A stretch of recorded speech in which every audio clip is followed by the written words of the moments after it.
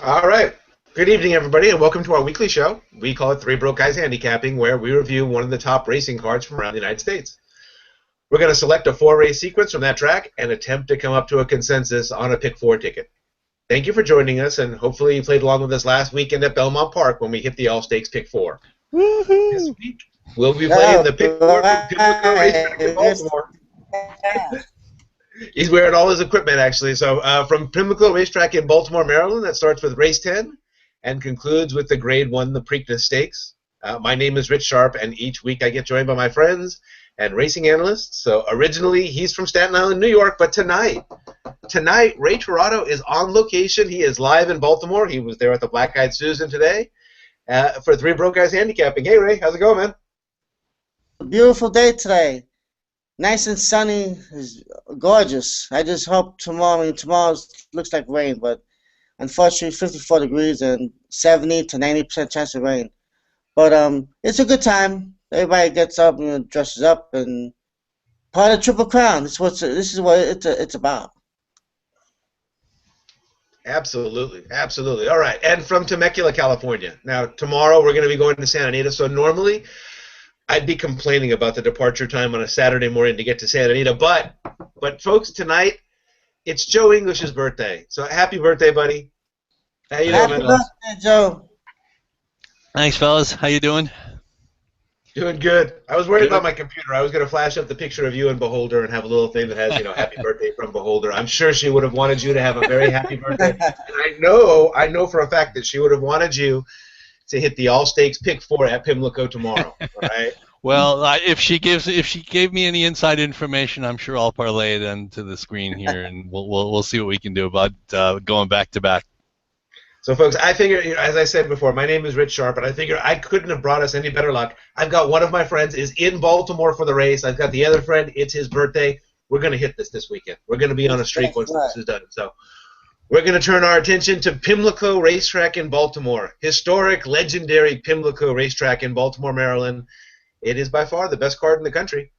I'm going to send it out to our guy at the grounds there at Pimlico. Ray, what's the weather going to be like tomorrow in Baltimore? Well, tomorrow they're forecasting anywhere between 54 and 57 degrees with a chance of 70 to 90%. So if it rains enough, we might have a little muddy track there and the turf could get soft. So beware handicappers. Brrr. Yeah, exactly. 54 degrees, and they downgraded from 100% chance of rain down to a 90% chance of rain. So, folks, make sure you're handicapping for rain. And I have We've got a total of 14 races, and there are 8 stakes races on tap for tomorrow. And for tonight, we are going to be focused on the all-stakes pick 4. That begins in race number 10, and it concludes with the Grade 1 Preakness in race number 13. So, gentlemen, the gates are locked and loaded. Shall we go ahead and get started? Ready to go. Let's go. All right, race number 10. It's the Gallarette Handicap, a Grade 3 for fillies and mares, 3-year-olds and upwards. I like the fact that the upwards is in there. The 3-year-olds are starting to go with the older races. Mm-hmm. It's a mile and a 16th. I'm knocking on wood as we say this right now. On the turf. $150,000 purse, 12 starters, and your lukewarm morning line favorite at 7-2 is Tiger Ride in post number 3 for the Grand Motion Barn. Over to the birthday boy, Joe. We're on a win streak. Let's keep it going, man. All right, let's see what we got here. This race is a really tough race. I'm hopeful that they keep it on the turf, being that it's a graded stake. I think their intention is to stay on the turf course as much as possible, and hopefully maybe some of the rain will hold off till later. And I like I think this race has a pretty short run to the first turn. So the inside post positions have an advantage. So, of course, what am I going to do? I'm going to be the contrarian. I'm going with the number 12, Heath, as my top pick. He fits the track profile, and from what Ray told us earlier today, it looked like the closers were doing very well on the turf, and that's what the track profile says. So I don't see any reason to go against what that tells me. This horse prepped at Keeneland in an allowance race. Keeneland allowance races sometimes are as tough as Grade 3 stakes. And 8 out of the last 14 winners of this race have prepped at Keeneland. Good trainer-jockey combination, 24%. Bill Mott and Florent Giroux with the $3.52 ROI. And the last race she ran at Pimlico was on a soft turf. She does have a couple of things going against her, and one of them is that Jose Lescano, who generally rides a lot more for Mott, went to one of the Cassie runners, and obviously the pose position is not ideal. And one other thing is that she's not a stakes winner. But I looked back in her past performances. She ran a really good second to a horse you guys might have heard of, and some of our fans might know, Lady Eli. Unfortunately, she hasn't been back to the races. It's amazing she's survived to this point and that she's back in training. But I'm kind of counting this a second by a half length to Lady Eli almost as a stakes win. So Heath is my top choice. She's 6-1 in the morning line. She's got the number 12 hole. Second choice is the 8, Jose de Animo. She's actually drawn the rail 3 straight starts. Another horse that finished well in her last race. She ran behind a wire-to-wire freak at Tampa. And in this case, Rich, I'm going to go against what you say about splitting Cassies or splitting 10s at the blackjack table, because anybody who plays blackjack at all knows when you have aces, what do you generally do? You split aces. The reason I'm splitting these aces is because the track profile doesn't favor Cassie's other runner, who tends to be closer to being on the front end. So I'm kind of thinking that the track profile will help this version of the non-coupled Cassie entry. She's got multiple wins on good turf. She's been working quickly, and she's eligible to improve in her second start off the layoff. And this is where Lescano ends up, 23% with Mark Cassie and a 2.35 ROI. She would be my other 8 choice. She's the number 8, and she's 4-1 on the morning line. My third choice, and she'd be a B, is the number 9, Ms. Money. She's got 2 strong buyer figures in lower races, not graded stakes at fairgrounds. Cash Control, who's a horse she's been trading decisions with, finished 4.5 lengths behind Tepin at Churchill Downs about 2 weeks ago. So obviously this horse has a little quality. She might control the pace, but again, we talked earlier about the track profile. And given the weather tomorrow, we don't know if that track profile is even going to hold up. We're just hopeful that it's going to. So I just think that the speed horses are up against it. So in order, 12, Heath at 6-1, 8, Jose de Animo at 4-1, and 9, Ms. Money at 9-2 on the morning line. Ray, from the grounds in Pimlico, what do you have to say about the Gallarat? Yeah, you're right. On the turf, they were flying home. You didn't know who was coming until you saw them. And you saw the number. They were just like cavalry charge. This race, what I see, it's kind of, I'm looking at this as a spreadable race. I'm going to try and go 4 deep here. I'm going to use the number 3, Tiger Ride, like you mentioned. Chase the pace to grade 1 in the grade 1, Jenny Wiley. They came on pretty fast then, and she just called it a day. She could have matched strides with Tepin, and maybe the drop to this race gets her going. She keeps Prado and Motion at 24%. My second choice would be Jose Animo. Yeah, I think she needed her last. She ran good first time of this year. She'll be tighter, and it shows with some solid breezes that she's been having. Lescano reunites with her as she was on her for a few seconds after the start because they just separated. Gone. Rider out, jockey out, horse out, eliminated for the race. So, but the switch from Chad Brown to Mark Cassie could help. Now I like number 9, Miss Money. She set the pace on the Castellano, and she's gonna have it pretty tough. But I'll include her because she has a little bit of talent. She steps up to the greatest stakes race, and she gets a little breather 7 weeks after 5 straight money races in the fairgrounds. So she's been running well. So they just try to give her a little break, and now she's back. As a long shot, I like to throw in number 6, Misha Hora. she had some trouble trips last two, and she even won at 11-1. So her second race off the layoff, and was here to josh the board. She could be a life horse. All right, Rich, what you got to say about the Galloway? All right. Well, it sounds like I had a very similar opinion to Joe when he started off, except that I flipped it the other way. So I did go with Jody's Animo on top. I did split my Marcassies. So every once in a while, I don't even listen to my own advice. And for those of you who know me and have listened to this broadcast, I want to note that the other Cassie here, if you look back on her form far enough, you will see some Del Mars and you will see some Santa Anitas. As a matter of fact, you'll see a Del Mar where she knocked me out of a pick four where I was standing right next to Joe.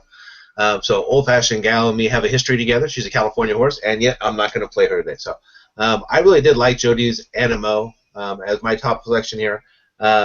Won 3 or actually won 4 in a row at one point in time. Then went on the layoff from September to April and came right back and finished second off that layoff.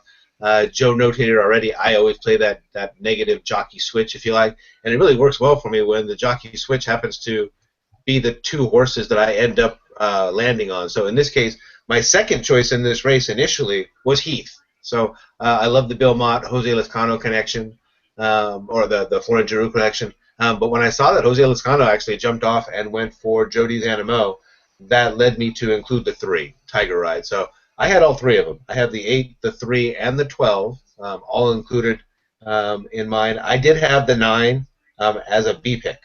So for the 3 of us that are out there or that are listening on that, we were very close on all of our picks. I did like Ms. Money initially. It was just what Ray said today. A little bit about the way that the track profile was playing, and the fact that I expect it to be very soft and very rainy tomorrow. I'm just not so sure how the early speed types would hold up on that. So I went 8, 3, 12, with 8 being my top pick in that particular race. And I think we are on to race number 9, which, if I'm not mistaken, is the Sir Barton Stakes. Interesting condition here. This is a grade 3 for 3-year-olds only. And the condition that they stuck in there is this is for non-winners of an open stakes race. The purse is $100,000. They're going 1 1/16 miles on the main track. 14 starters, and the morning line favorite at 5-2 is trained by Bob Baffert and ridden by Florent Giroux. That's an interesting combination. American Freedom. We've seen him before. Actually, me and Joe have seen him with our own eyes. He is in post number 5. Up to Ray in Baltimore. The Sir Barton is yours, sir. Oh, they must have changed the status of this race, because that's why this race for me came up a little bit weak, because I was looking for some good stakes horses who had been on the Triple Crown Trail to come here. Didn't want to face Nyquist, but that explains it. So I'm gonna use on this race 14 Gettysburg. Actually led the Arkansas Derby before the cavalry came to get him. Cuts back to middle distance, and I think she get a nice trip with Johnny V, with Pletcher. Because it actually ran second to Collected, who is going to Nyquist and Preakness. So I think this horse will run well. The problem here is going to be probably the first turn, getting over and saving ground if they can. But no, they see what they can do. I would like to include my pick for number 7, Dazzling Gem. Trainer Brad Cox this seems to be a promising horse. He's in a good spot here. Actually, he was in the hunt in the Arkansas Derby until Creator, Sunbreaking News, Whitmore just went right past him, and he finished 4th. So, but he ran pretty good, given the seasoning he's had this year. So I expect him to improve in this race, especially against this group. He probably has the most the talent of this whole group. Then I was torn on my B picks between American Freedom and Dynamo Moon. The Phenom, who busted out last time, really busted at 6-5, or using the other Pletcher. I don't know. I could use both of them. I could use neither of them. I think American Freedom could rebound here. I think Dynamo Moon could show that he could handle the step from allowance conditions. So this might be a good spot for him too. He got some speed, which would help on the main track today. I saw a lot of wire jobs and horses at 1, 2, 3, and they were pretty much, winning from there. So that's what I have to say. Joe, we said what's up, Barton.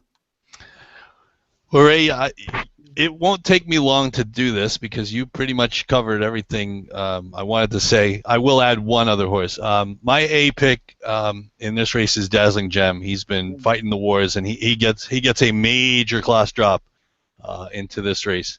And I think he's just got the most talent. And he drew much better than Gettysburg. If Gettysburg was drawn in the 8 hole or in the 7 hole, or somewhere reasonably close, then you could dispute one versus the other.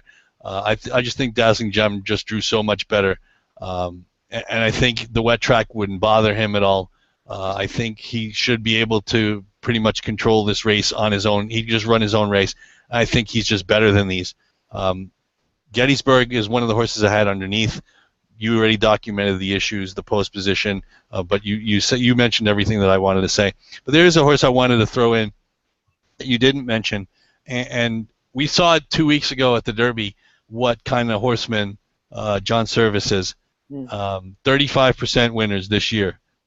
So I would throw in the number 3, Kingslayer, and I guess I am the first one to mention the 3 broke guys angle this week. Coming out of an allowance win, he's won 2 straight, and look at that race 2 back when the horse ran in the slop. He won he broke his maiden by 12. I guess it's a maiden race, but his Tomlinson figure is 434, which is very high. So if it comes up muddy, he's got the profile. He'd fit a speed type. He's got an inside box and Service, and Navarro comes down from Philly Park to ride this horse. So I don't think you can dismiss him at 15-1. So he would be my other B selection. Dazzling Gem's the top choice. He's got the most known ability. He's more of the known quantity. But I think Kingslayer could actually get the job done if the track profile plays the way we think it is and speed holds up. And he's 15-1. I wouldn't want to be the one who didn't include a John Service horse on our pick 4 ticket, especially if we're going to go really narrow at the end. Hint, hint. So I would say in order 7 Dazzling Gem at 9-2, Kingslayer the 3 at 15-1, Gettysburg the 14 at 5-1 would be my top 3 choices. Dazzling Gem's an A, Kingslayer and Gettysburg are both B's. Rich, what do you have to say? I have the same 3. Well, I have 3 of the same horses as you and Ray, just in a little bit different order. Joe, you and I love this Dazzling Gem. You guys might have seen me. I was highlighting him down here. We did see one of the horses that he competed against. That was American Pioneer, and that was back when the 3 broke guys gave our first shot at Oaklawn Park. Not the day of the Arkansas, but I think it was the Razorback. It was the day of the Rebel. Yeah. The Rebel. Yeah. Okay, so we actually saw American Pioneer, who Dazzling Gem had defeated, and American Pioneer actually looked like a talent himself. So I did have Dazzling Gem on here. The one horse that I put on there was the horse that Joe and I saw with our eyes, American Freedom. Unfortunately, he freaked in the rain at Santa Anita, which is just a rarity. And the day that we saw him, it truly was a rainy day. The track was a mess that day. So I couldn't toss him because I couldn't be sure that he's not one of those horses that just likes to run in the rain, and that Baffert didn't happen to catch a lucky break here. And he's bringing it back in 2 weeks. Or I'm sorry, he's bringing it back in 2 weeks. You got it right. Yeah, it's 2 weeks. He ran the Pat Day Mile on Derby Day. He must think that he didn't fire everything out in the Pat Day Mile. He must figure that he didn't give his best that day for whatever reason. Either that or just got blown away by all that speed. But I think maybe American Freedom caught a break here. And the rain is going to play to him. And I also like seeing the Florin Giroux Bob Baffert combination. Kind of, if I didn't have this bright light shining in my face to keep my light on, I'd try and raise an eyebrow. Like that. But that's an interesting combination. I'd like to see how that plays out. I really like Florin Giroux a lot. So. And the last one that I threw in there is just because I figure I really can't throw out all the Todd Pletcher horses here. I wanted to keep Donegal Moon in there as well. I thought that horse ran a couple of big efforts and was heading into this one well. And in the end, after I split Mark Cassie's, here I am splitting Todd Pletcher's. God knows, maybe we'll go to blackjack table and split kings. But I split them here, so I went Aces, 5, aces. 7, 14. I did have 5 and 7 as my 2 A picks, and I had the 14 as my B pick. And the only reason I have Gettysburg as a B pick, because he ran fantastic in the Arkansas Derby, is just because he got a really bad post in this one. Yeah, Rich. He's had it's three straight. He's been the outside box in the last 3 races: 12 of 12, 11 of 11, and today 14 of 14. Sometimes that draw just does you no favors whatsoever. Not in. Fortunately, there's a little bit longer run of the first turn than you might think, but I still think he's got speed, but he's kind of up against it with that draw. All right, on to race number 12, and this is the Longines Dixie Stakes. It's a grade 2 for 3-year-olds and upwards. So again, mixing the 3-year-olds with the olders now. The purse is $250,000. They're going a mile and a 16th. Again, on the Pimlico turf, as Joe and Ray and I are all talking right now. Depending on the weather tomorrow, this one could come off as well. 13 starters, and your tasty morning line favorite at 4-1. 4-1. I mean, are we in Japan? 4-1 on the morning line favorite. So, Grand Arch is in post number 7, and he's rating for Brian Lynch. So, back to Temecula, Joe. What are your thoughts on the Dixie? My thoughts on the Dixie is we better go pretty deep. I don't know that there are more than maybe 5 or 6 really true contenders, but they're really hard to separate. I ended up on a horse who's going to run his second start after a little bit of a break, and that's the 11, Force the Pass. He was close. He finished a close third behind Divisadero, who ended up knocking us out of a pick 4. Actually, I think we might have been out of the pick 4 before that race. Divisadero, who ended up winning the Woodford Reserve Turf Classic on Derby Day, and Reporting Star, who was also in that race. He's got a little bit of speed, but based on his history, I don't think he has to be on the lead. He can be if it works out that way, but I don't think he needs to be. So I think he's shown. There was a race, the Penn Mile at Penn National, where he just exploded late between horses to win. So he doesn't have to be on the lead. Joel Rosario gets back up. He's had 7 weeks to recover from that first effort. So I think he'll be able to run well. He may even improve off that race. So I like the 11, Force the Pass. He's 5-1 in the morning line. My second choice is the second of the Mott horses, Take the Stand. Again, another horse who has speed. He's been doing well at the fairgrounds. He's been in front. His first 2 starts, wire to wire wins, looking for 3 in a row. Edgar Prado stays. He was flattered by World's Appeal's run in the same race we were just talking about with Divisadero, the Woodford Reserve Turf Classic, when he finished a close second. And he's another one who's got more time to recover. He's had 8 weeks in between the race at the fairgrounds and this start today. Again, the track profile doesn't necessarily favor his style, but again, with all the rain and the weather, we don't know. Generally, heavier tracks tend to play better to speed horses because there's no kickback. There's nothing that they don't have to worry about anything getting in their way. So it's possible that the rain may help the speed, but we won't really know that until tomorrow, obviously. But again, he's in good form. You can't really knock him. You can't knock Bill Mott. He's a legend, obviously. So I think I like Take the Stand, second choice for me, number 12 at 6-1 in the morning line. He's also an A pick. I went with Grand Arch as my third choice. He's a classy veteran. Obviously, you can't really knock him. He's been experienced on soft turf. The layoff should not be an issue, even though he's getting up there in years. He's been running against he ran against Tepin in the Breeders' Cup Mile. Everybody knows how good Tepin is. One of the knocks I guess I have against him, and it goes back to what we were talking about a few weeks ago with Slumber and Big Blue Kitten, is that this race I don't think is the goal for this horse. Obviously, he's got something down the road that they're trying to get to. Maybe it's the Breeders' Cup Mile again. Maybe they realize, okay, since Tepin's going to Royal Ascot, maybe there are some races a couple of months from now that this horse can win. I really don't think this is his ultimate goal. You got to use him, though, if you're going deep in a pick 4. you can't toss him out. He's too classy a veteran for that. He's too good a horse.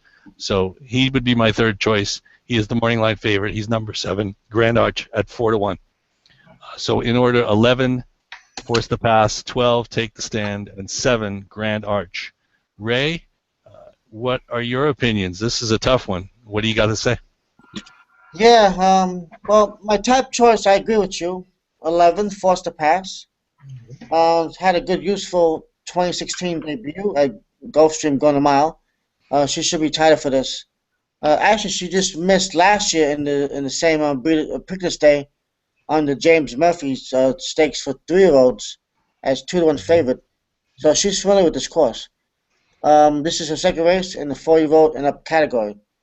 So she should run well here. I'm gonna have number 5, Conquest Typhoon. She should get a nice trip.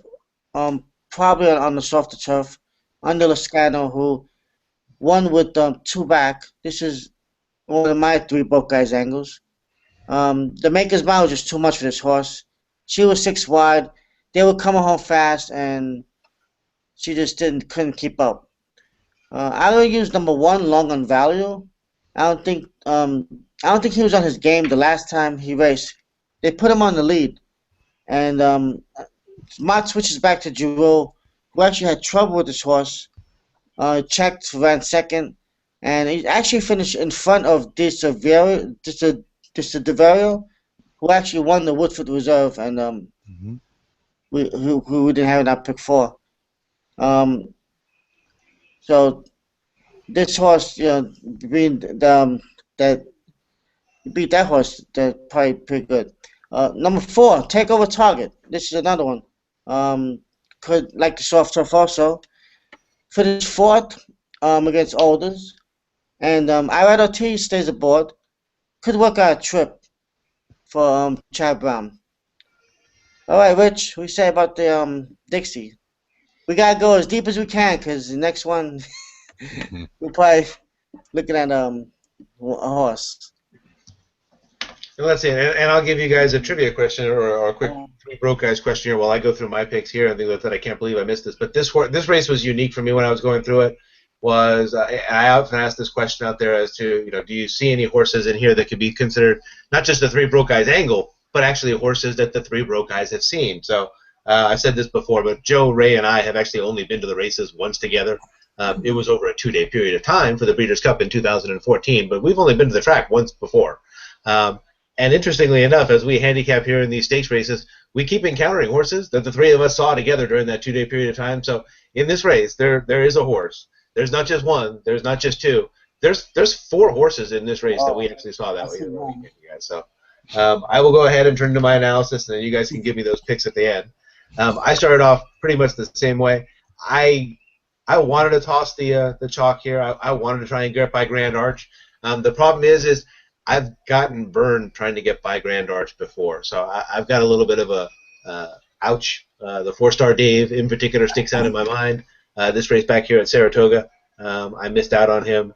I think me and Ray may have been handicapping together that day, and I got knocked out of the pick 4 by him. So I've got Grand Arch on the top. Yes, you're right.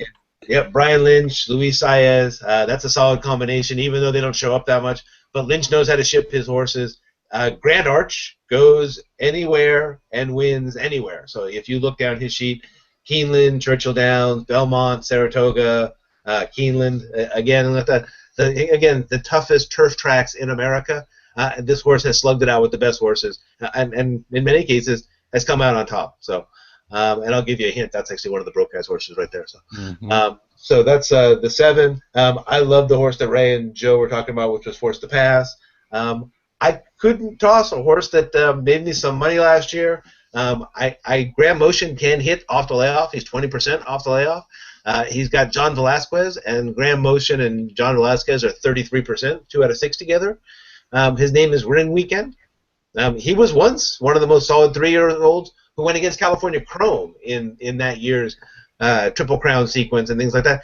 He came back as a nice turf horse, and last year, that was March the 7th. That's the Big Cap day. So I was without Joe because Joe goes out with his wife on Big Cap Saturday instead of going to the track with me. But I was there by myself. As a matter of fact, there were probably some text messages. They were going back and forth between us that day. So I think that was the last time that California fans got an opportunity to see the now departed Shared Belief. So he was racing that day as well. So I have Ring Weekend on mine. Those are the three. I'm not crazy about the fact that 2 of my top 3 picks are off of long layoffs. I was kind of hoping that somebody might throw in the number 8 here, who I almost kind of regard as a 3 broke guys pick, even though I know he was classy over in Europe, so that's a little hard to kind of give him that category. But Prince Gagarin, Michael Matz, and Javier Castellano have a horse that was over there. Mile and a 16th and a turf race at Keeneland. A 9-horse turf race at Keeneland on April the 28th is the equivalent of a 7-horse stakes race here in Santa Anita in any month of the year. That's a very tough race, that allowance race that horse is in for non-winners of 2. Came over here off of a 7-8 month layoff at this point in time and had no problem with the competition at Keeneland and won that race. Loses Julian Leparoux today, but if you look at the jockey that he picks up, I hear the Castellano guy is pretty good. So I did like Prince Gagarin. I was kind of hoping that maybe somebody else might have that horse in there, and if we were going to go deep, I thought that maybe Prince Gagarin might be worth a pick as well.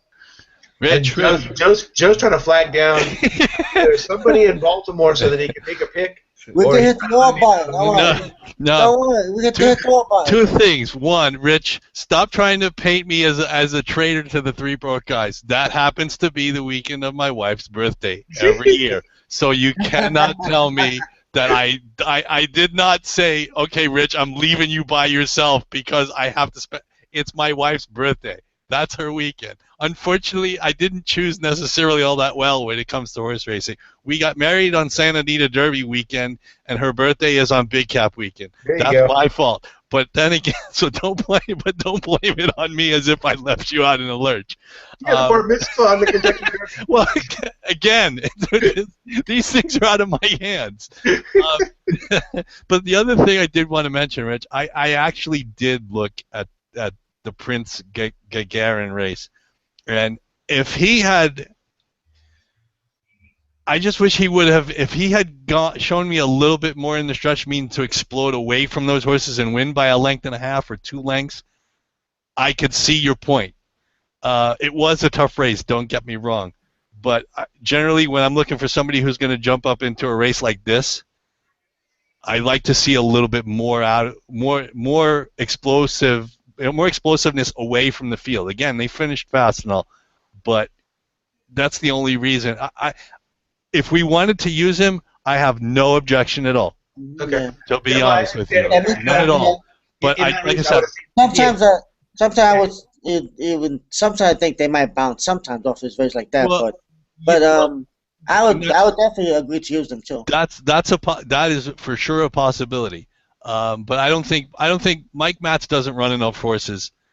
He's not going to not run a horse if he's not ready. If I remember, wasn't he the trainer of Barbara? Yeah. Yes. Yeah. Okay. So I don't think he's going to run this horse back off. Basically, what amounts to 3 weeks if the horse wasn't doing well.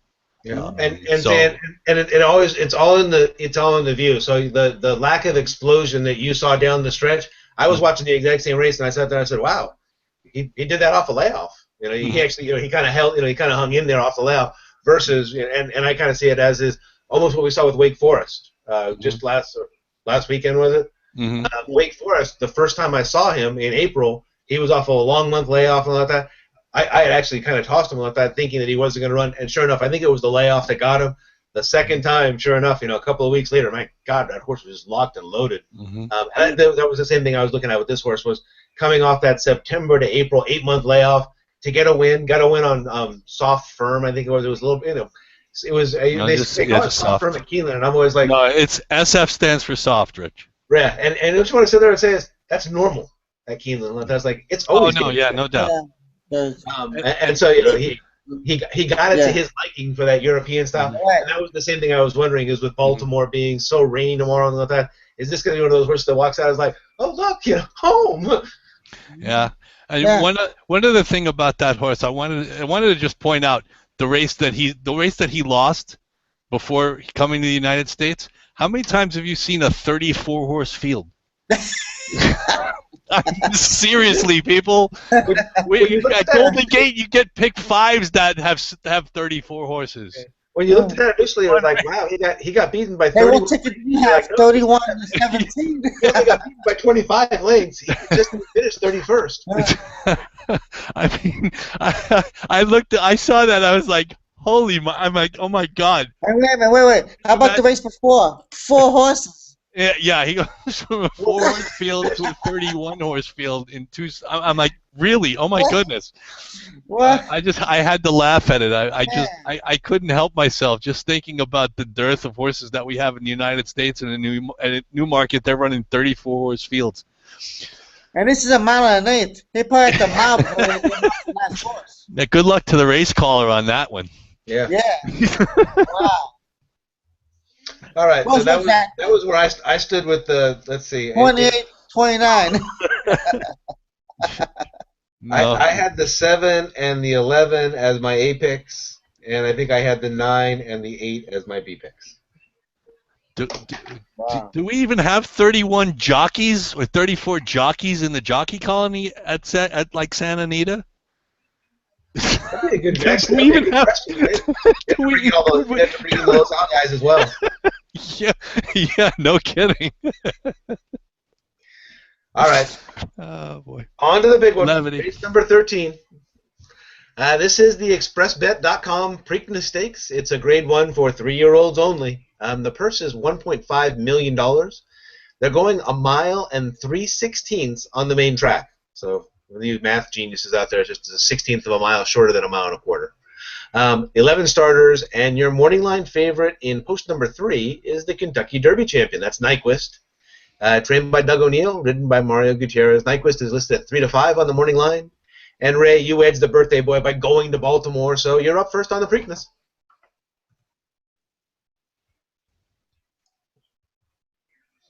Uh-oh. Oh my, and he lost the volume.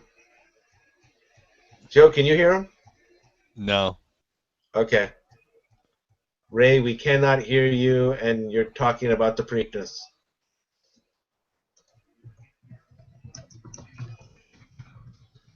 I'm trying to type him a message. Oh, yeah. Okay, you got it. Uh-oh. Let's see. Where'd he go? I see him. It looks like he stopped talking at least. Uh-oh.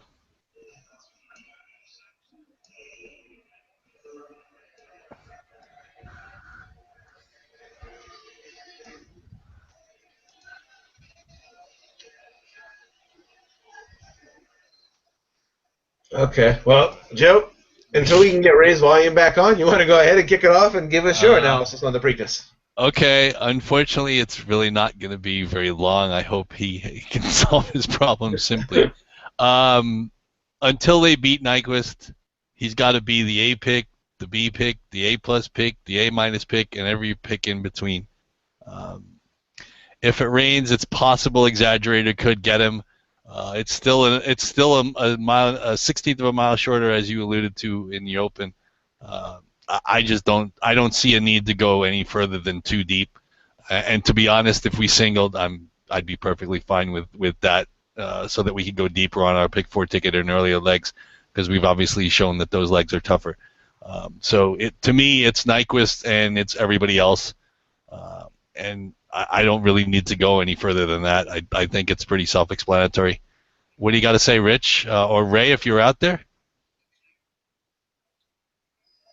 Yeah, I guess it's not. I guess it's just you, Rich. Yeah, Ray, we can still see you. We've got video coverage for you, and if you can hear us, but I do not believe that either Joe or I can hear you right now. So let us know if you get back in there. I'll take it away, and we're sounding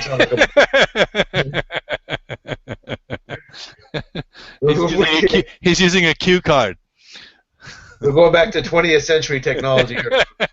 Really might be actually appropriate for the broke guys. That's pretty awesome. Let's see. So Joe, you went with number 3, and what is it? To show you how much I had to handicap on this one, I don't even know what Exaggerator is. To be honest, Rich, I don't either. I probably did about the same amount of handicapping as you. Say, okay, what was the post position draw? 3. That's good enough for me. Yeah, he was the 5. As long as he didn't draw, as long as Nyquist didn't draw the rail, I would have been fine with just about any number.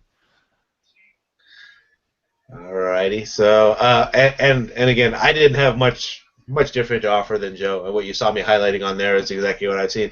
I've been talking about this horse since last year around Halloween. Doug O'Neill and Mario Gutierrez and Paul Redham. They've that combination back together, 8 for 8, and everything it seems. He's a winner. He just knows how to get it done.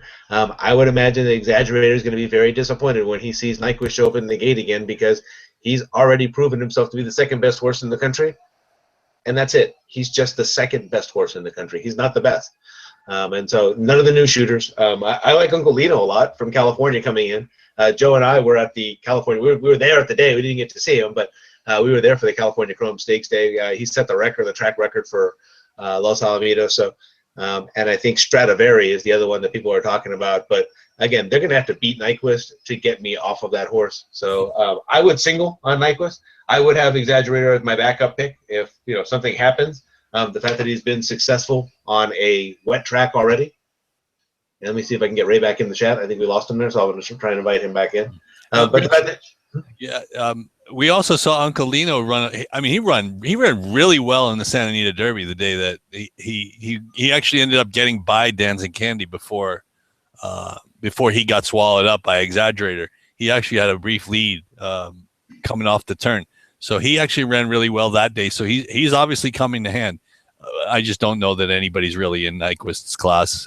Exaggerator might be the closest, obviously, but we don't need to go any further, I don't think, than what we've already done. No. We'll see if we can get Ray back in here for the consolidation of our pick, because then again, I've got 3-5. I suspect that Ray is on the 3 as well. His cue card said 3, so I agree with you. Let me bring up our player template here and see if we can find some consensus in our picks before we get Ray back on here. And so I'm going to go back up to race 10 here, Joe. So in race 10, I had your top 2 picks. Your A's were the 8 and the 12. Mm-hmm. Oops, I'm in the wrong square. Here, 8 and 12. And I believe your B pick was the 9. Correct. Here was the 9. All right.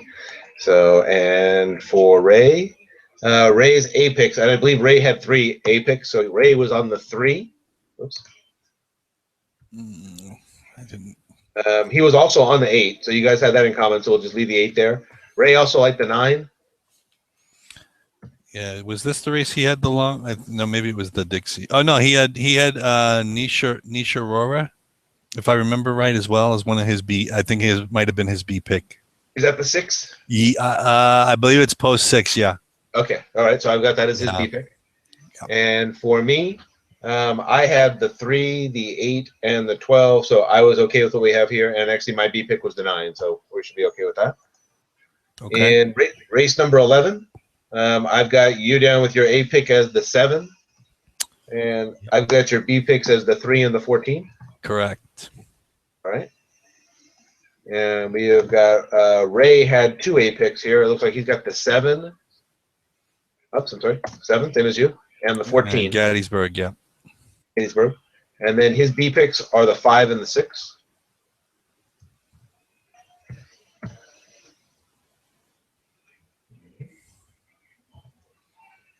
And I had the 5, I had the 7 and the 14. So I had American Freedom as well.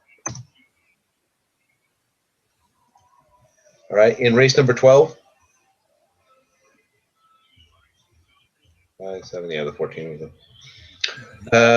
You have the 11, the 12, or the 7, the 11, and the 12. So yeah, 11 and 12s were the top, were the A's, and Grand Arch was the B. But I know you had Grand Arch as your A, so you could probably just leave him on that top line anyway. Okay. I don't remember. Ray didn't mention Grand Arch at all, if I recall. No, he had the 11. He had Forced to Pass as his top pick, and I think he also has the 5, the 4, and the 5. I thought it was the 1. Long on value is the rail runner. Okay. And I think I want to say you might. It's either the. He mentioned Takeover Target, who I believe is the 4, but who is the other? I'm trying to remember back what he mentioned while we're waiting for him. Let's see here. Conquest. Yeah, the 5 was Conquest Typhoon. Typhoon. Okay, there we go. And is there any thought to the rumor that Captain Dixie has to win the Dixie? Anyway, obviously All not. right. Obviously not. The 1, the 4, the 5, the 7, the 11, and the 12. They're in race 12. Let me see. Let's see if I can add to this mess. My top 2 picks were the 7 and the 11, and then I had the 8 and the 9 as my B picks. We just need to clarify what Ray's A picks were in that race. I'm not sure if they were all A's or not. And in the last one, we have the 3. Yeah. We have the 5 as our B pick right here. Yeah. So that would be a $30. If we singled Nyquist, that'd be a $30. That'd be 4 times 3 is 12 with our A's. There's Ray. 30. It's 3, 4, Hello? by 6. $36. There he is. 36. Ray, you're Sorry. back.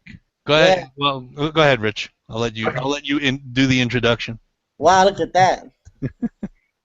I love it. Welcome back, sir. Yes, I don't know. It's been a hotel Wi-Fi or something. I think it's my computer, really. I'm going to buy a new computer. It's brand new. Yeah, I'm in the same boat. Mine goes way too slow on some of this stuff. And it's a new computer. I think there's something wrong with probably the Wi-Fi attachment. So I might buy an extender or something for it. Because I keep losing connection everywhere. All right. Anyways, wow, beautiful. Well, did you have any analysis of the Preakness race since you got cut off in the middle of it? Got you cut off in the middle there, buddy. Yeah. Let's see.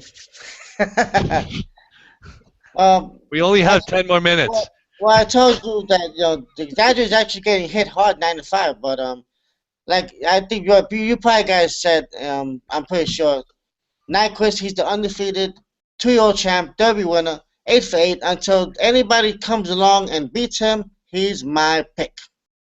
As a New Yorker, I'm rooting for him because Belmont Park can be once again rocking on June 11th. So, actually, the Exaggerator will once again chase him to no avail. The minute Nyquist sees him, he'll probably just turn to another gear. He's got like 4 or 5 gears in him. So, and it's a shorter distance, so that's not a problem. I think Collector will run well. Bafford's got 2 published 7-furlong workouts for him, and I like the way he's been. Like the way the track was today, the speed could hold him for a good spot. But I think it's gonna be all Nyquist. I got my purple shirt, I got my purple hat, Redham Stables, so let's go. Let's do it. All right, well, here's the pick 4 ticket that we put together. We used all of our A picks in the first one, and we came up with 3, 8, 9, and 12. Okay, yeah. We've got all of our A picks again. That's race 11, and that's the 5, the 7, and the 14.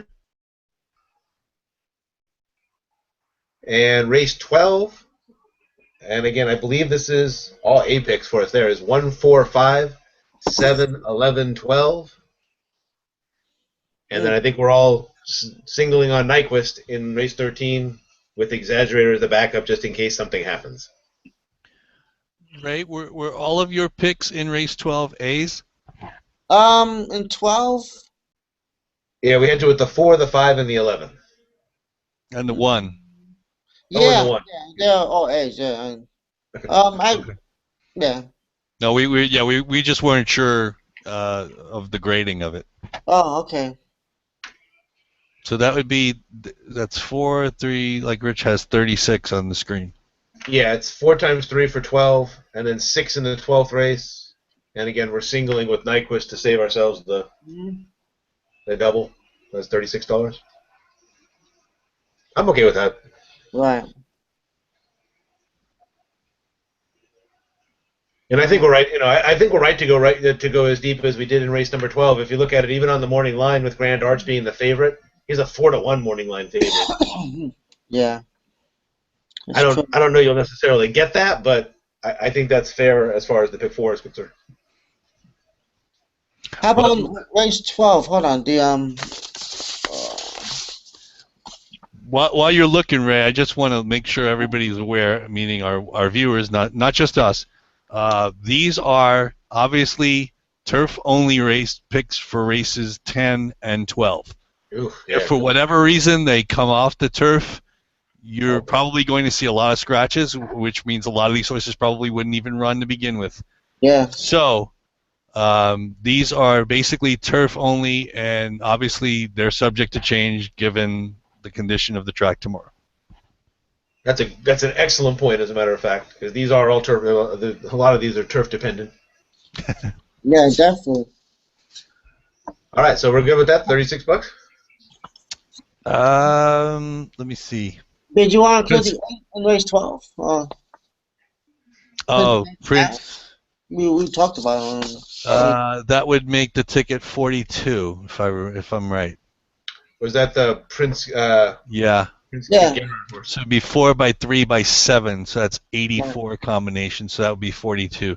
Yeah, I don't have a problem with that. I would hate to see us knocked out of the pick 4. Yeah. For not adding $6. It's funny because I was going to ask the same thing about Kingslayer in the dirt race, the Sir Barton, but if we added him, that would actually make the ticket a lot more, because I think it would actually go up by $12 for every horse we added in that race.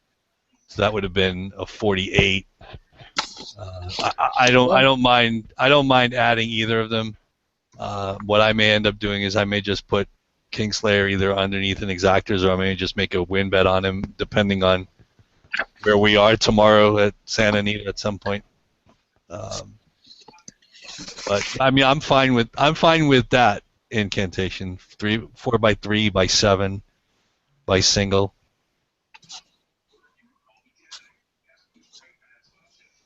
Oh, if we add him, man.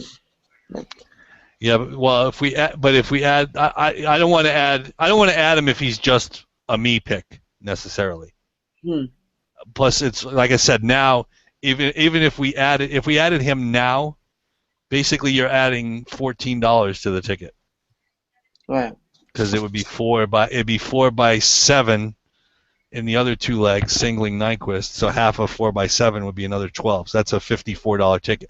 I mean, if we want to go deep, if we're that confident in Nyquist, I don't have a problem with it. But I don't hear a lot of other what's the word? Favorable reaction. Let's put it that way. So we can stick with this. I'm fine with it. All right. So it looks something like that. 4 times 3 times 7 with a single, and a $42 pick 4. I'm writing this down. 3, 8, 9, 12. 7, 14, 4.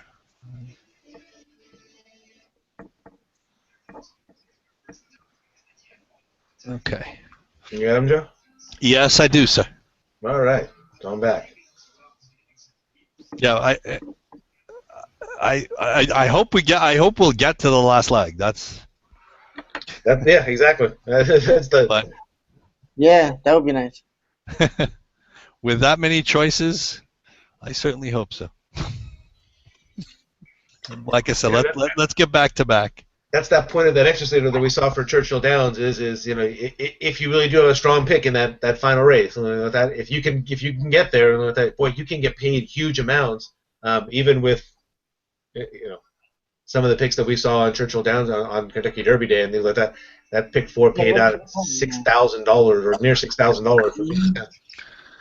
If it pays $6,000, like I said last week, we're making reservations for Louisville. Your wife's gonna pay for your daughter's bar mitzvah. I've already heard. Not if she doesn't know. What do you mean? You'll be in Belmont Park 3 weeks later. Oh God, that'd No. be sweet. Who are you kidding? No, can't. No, that right. If I really want to make sure I get divorced, if I'm in New York the same day as my daughter's bat mitzvah, that's a clincher. Oh. That's a for sure slam dunk. Don't bother coming home. You forget about it. Well, It's not Ray. Ray, man. I'm sorry. On June 10th, 2017, I will be in Murrieta, California. That's the one thing. Temecula and Murrieta. That's the one. As long as I'm alive, that's the one thing I can rest assured. No, 2016. You mean 3 weeks from now? Yeah. Oh. If we hit that money. Well, if we hit this one big enough, then Ray, you're right. Then maybe Joe and I'll make a trip out, and we'll come out to New York to see if Nyquist can clinch in the Triple Crown. Right. Except again, that's the weekend of my daughter's birthday party. It's not her bat mitzvah, but it's still. All right. Oh man.